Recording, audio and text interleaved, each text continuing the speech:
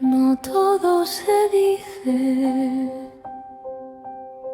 no todo se ve. Antes que digas una sola palabra, las personas ya tomaron una decisión sobre ti. Tu postura habló, tu mirada habló, tu energía, tu forma de caminar, generaron un juicio y en base a ese juicio, la persona tomó una decisión sobre ti. Bienvenidos a La Estratega de la Imagen. Mi nombre es Alessandra Pomarino y episodio tras episodio vamos a resolver casos de percepción. Y a la vez te voy a enseñar ejercicios prácticos para empezar a construir tu nueva imagen. Quiero empezar con algo directo. ¿Cuántas veces pensaste que tu trabajo era excelente, pero nadie lo notó? Tus presentaciones eran impecables, tu vestimenta era la adecuada, te aprendiste de memoria las palabras. Sin embargo, no obtuviste los resultados que buscabas.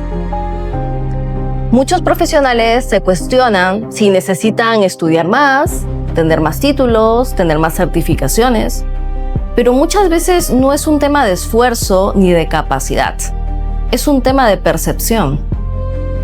Las personas no saben cómo construir una percepción. En las empresas se miden las ventas, se mide indicadores de marketing, se mide atención al cliente, pero no se mide percepción. Y aquí está la diferencia entre hacer un buen uso de tu presupuesto o no. Porque si no sabes que la primera impresión se genera mucho antes de tener contacto con una persona, pues estás en desventaja. Y es que casi nadie tiene el marco conceptual y mucho menos tiene las herramientas prácticas para poder cambiar la percepción. Primero quiero explicarte cómo se genera una percepción. Todos los seres humanos, desde que somos bebés, empezamos a captar estímulos. Uno de los primeros estímulos es el de la presencia materna, el contacto físico. Por eso decimos que la imagen también es ausencia. Una vez que ese estímulo no está contigo, pues en el caso de un bebé empieza a llorar. En el caso de un ejecutivo, pues el estímulo se queda en una tarjeta de presentación o de repente en su nueva fotografía en LinkedIn o tal vez en la portada de su web. Mucha gente dice la primera impresión se genera en cuestión de segundos, entre 5 a 13 segundos, pero yo diría que se genera antes, porque hay momentos en los cuales nosotros no estamos presentes, pero igual nuestra imagen está hablando por nosotros. Uno de los estudios más importantes en cuanto a comunicación es el estudio de Albert Mehrabian, que es un sociólogo americano.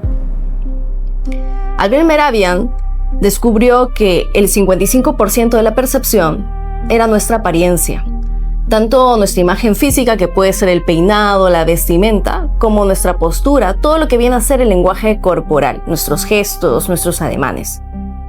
El segundo factor más importante en la percepción viene a ser el paralenguaje, con un 38%, el tono de voz, el timbre, el volumen, el ritmo, que muy pocas veces sabemos manejar, que muy pocas veces nos han enseñado en el colegio o en la universidad a manejar el tono de nuestra voz. Y finalmente el 7% son las palabras. A veces estas estadísticas pues hacen que las personas se sientan mal, pero no es un tema de llegar al pesimismo o de asustar a las personas, más bien de reflexionar por qué no tenemos una comunicación que nos ayude a ser mejor percibidos, por qué no ambicionamos ese 100%. Es decir, que si tú eres una persona atractiva, que evidentemente es una gran ventaja, pues aproveches para poder trabajar estos aspectos de tu comunicación que de repente están faltando. El paralenguaje, la estructura al momento de hablar. Pero tal vez algunas personas digan, esto es muy injusto porque si yo no soy una persona atractiva no tengo esa ventaja. Entonces la pregunta más inteligente sería, o mejor dicho, no sería el si tienes esta ventaja, sino qué hacer cuando no tienes esta ventaja. Y es que la percepción se puede construir paso a paso. Es un proceso totalmente racional. Muchas personas dicen, tienes que ser auténtico. Lo mejor es ser como eres, pero la autenticidad sin estrategia te hace una persona invisible y también te pone en un riesgo de ser mal interpretado. Porque al final, una percepción, o sea, que te muestres como eres, va a generar una interpretación y esto va a traer consecuencias. Si tú notas que en este momento no estás obteniendo los resultados que buscabas, pues cuestiona si la imagen que tienes ayuda a que el mundo te interprete como tú quieres. Y podemos medirlo, no solamente preguntando a otras personas, sino siendo mucho más conscientes de las observaciones que nos dan los demás. Y también consultando con alguien que pueda ser experto en percepciones. La imagen se compone de 6 elementos básicos. El primero, que mucho se relaciona con lo que viene a ser la asesoría de imagen, viene a ser la imagen física. Es decir, usar la vestimenta adecuada para un entorno, los colores que de repente hasta están de moda, el corte de cabello, el maquillaje, todo lo que viene a ser relacionado a la estética. Sin aprovechar el gran beneficio que tiene la imagen como el significado, como esa simbología que puede entrar en coherencia con tu mensaje. La segunda imagen es la verbal, que no solo incluye la forma en la que te comunicas de forma oral, sino también la forma escrita. ¿Cuántos de nosotros no nos hemos decepcionado de alguien o hemos dudado de su profesionalismo por el mensaje que hemos recibido a través de un WhatsApp o a través de un correo? No solamente es la forma como escribe o si tiene faltas ortográficas o no, sino el criterio, a veces hasta la forma como coloca su firma, qué colores utiliza, si coloca muchas cursivas o si su letra se ve muy romántica o muy tierna cuando debería proyectarnos profesionalismo. Dentro de la imagen verbal también está el tono de la voz. De ahí tenemos la tercera imagen, que es la imagen profesional, una de las más complicadas porque está relacionada al comportamiento humano, a generar conductas que nos ayuden a lograr ese objetivo. Ahí podemos ver temas como la simpatía, la elegancia, cómo desarrollar el tacto, mejorar nuestra comunicación más asertiva, la inteligencia emocional. Y todo esto pues toma un poquito más de tiempo para modificarlo de forma consciente. El cuarto elemento de la imagen viene a ser la imagen visual, que va relacionada con el branding o la identidad gráfica. Aquí vamos a ver elementos como los colores, las formas, que ayudan a persuadir y llegar con mayor coherencia a un público.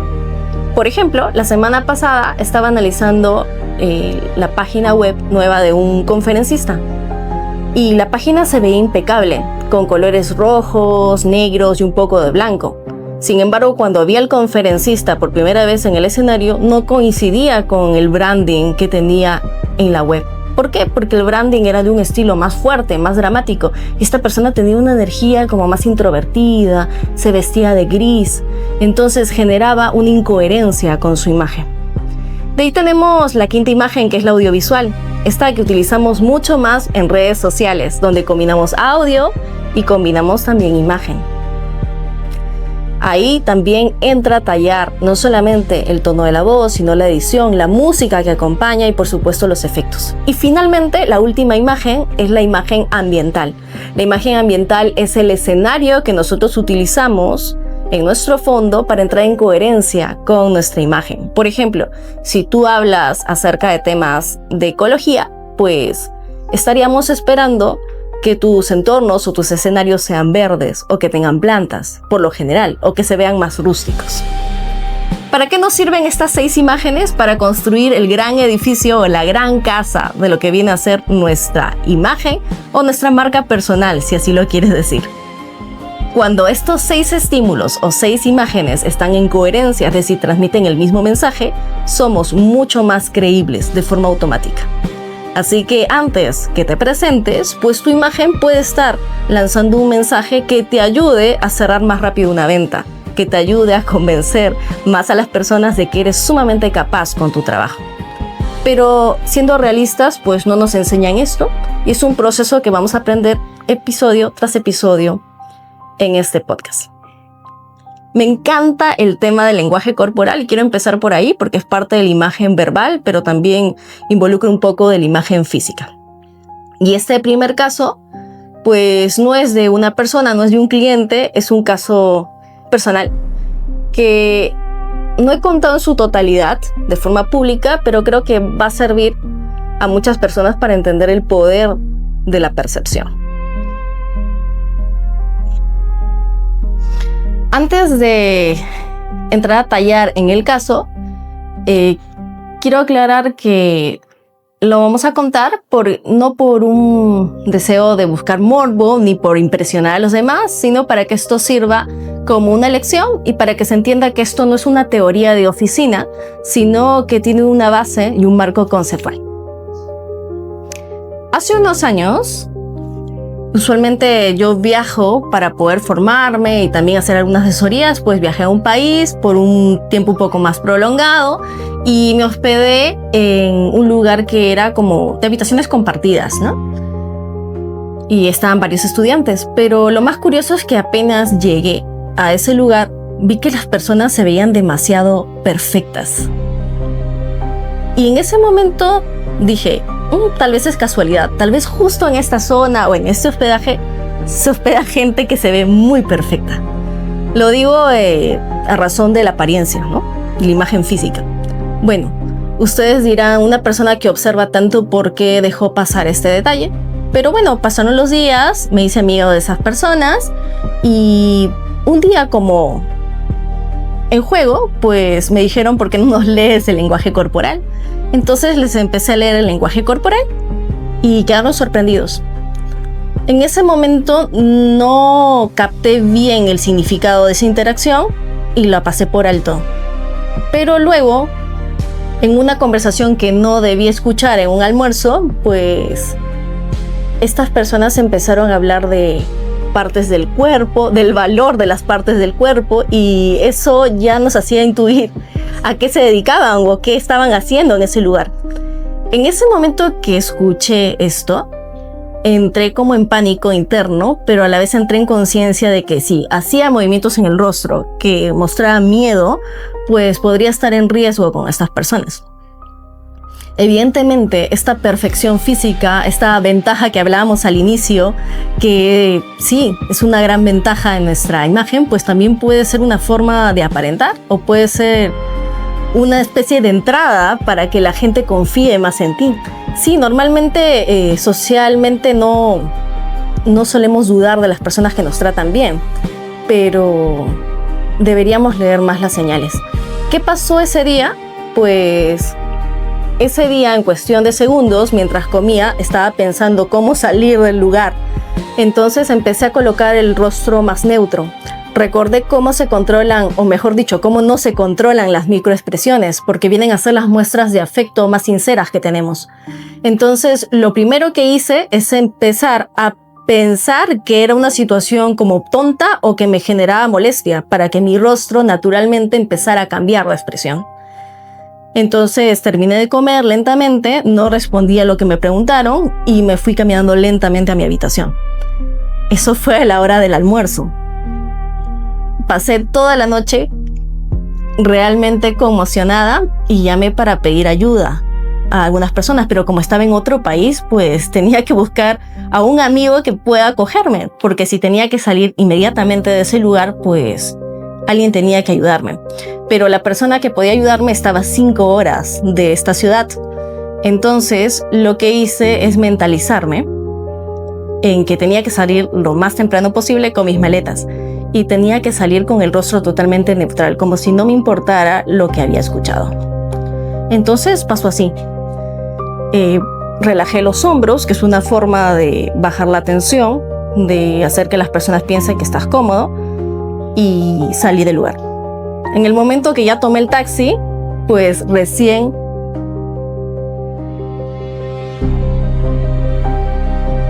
luego de haber escuchado esta historia, pues aprendamos un poco acerca de los gestos principales que pueden ayudarte a modificar la comunicación. No estamos hablando solamente de que pases en una situación de riesgo como la que te he comentado, sino que puedes aplicar estos gestos. Vamos a aprender algo acerca del lenguaje corporal.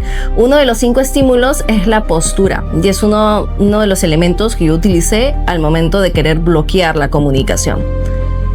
Hace unos años, cuando vivía en México, en una zona un poco peligrosa, pues un amigo me entrenó para poder pasar desapercibida. Entonces empezamos a practicar cómo debía caminar para ir al metro. Y me decía, tienes que caminar con mucha confianza. Y hay algo muy importante en el lenguaje corporal, es que tienes que conectar primero con tu mente, porque si no, las emociones te van a llevar a realizar acciones involuntarias con el cuerpo. Entonces yo pensaba que estaba en Lima o que estaba en una zona segura y caminaba con un ritmo medio, no apurada, porque eso también puede demostrar de que estoy nerviosa. Entonces yo practicaba así para después poder sobrevivir sola, ¿no? Porque esto fue solamente por unos días. Luego también me enseñaron cómo caminar en la noche, que nunca pegada a la vereda, siempre un poquito, bueno, mejor dicho, siempre caminar como a la vereda, nunca pegada hacia las casas, porque usualmente ahí te esperaban las personas para poder atacarte. Entonces, por un tema de seguridad aprendí esto, que me sirvió años después cuando pasó esta situación que les comenté. En la postura corporal uno puede leer también temas emocionales. Por ejemplo, cuando vemos a una persona que está muy encorvada y que difícilmente podemos corregir esa postura, se ve como una postura como si fuera de un changuito o un monito. Usualmente esa es una carga emocional que puede ser haberse hecho cargo de hermanos a temprana edad, puede ser una enfermedad larga, puede ser un proceso emocional que en realidad se ha cargado en su cuerpo. Entonces, cuando modificas tu lenguaje corporal, también puedes modificar la actitud y tus emociones.